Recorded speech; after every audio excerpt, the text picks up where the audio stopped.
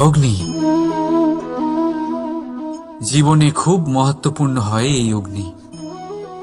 এই অগ্নি উজ্জ্বলতা হয়ে আমাদের জীবিত রাখে। কিন্তু ভাবুন, যদি এই উজ্জ্বলতা ক্রোধের অগ্নি হয়ে দিকভ্রষ্ট হয়, তাহলে কি হবে? একটা ছোট পাতা দিয়ে শুরু করে গোটা বনকে ছারখার করে দিতে পারে।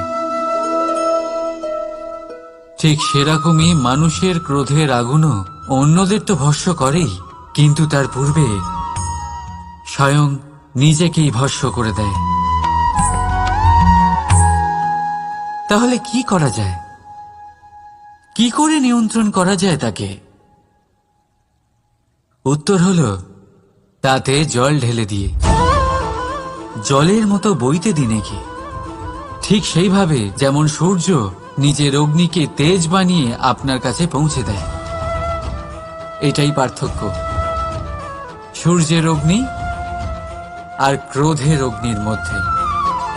সূর্যের অগ্নি বিচ্ছুরিত হয়ে প্রতিফলিত হয়ে আসে, আর সেই জন্যই তাকে তেজ বলা হয়।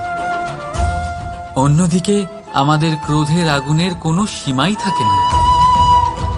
তাহলে নিজের অন্তরের শক্তিকে ক্রোধের আগুন বানিয়ে জ্বালাতে চান, নাকি উজ্জ্বলতা বানিয়ে বিস্তারিত করতে চান? সিদ্ধান্ত আপনার। রাধা রাধা।